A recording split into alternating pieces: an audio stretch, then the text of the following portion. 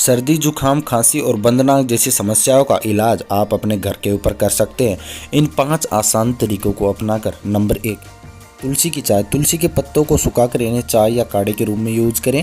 सर्दी जुखाम व बलगम के अंदर बेहद राहत मिलेगी। नंबर 2, हल्दी। गर्म दूध के अंदर 2 चम्मच हल्दी डालकर पिए, जुखाम खांसी और बंद नाक से राहत मिलेगी। नंबर 3, इलायची। इलायची का यूज आप इन्हेलर के रूप में कर सकते हैं। इसको पीसकर रुमाल के ऊपर लगाकर लगातार सूंघते रहें, सर्दी जुखाम जैसी समस्याओं से छुटकारा मिलेगा। नंबर 4, गर्म पानी।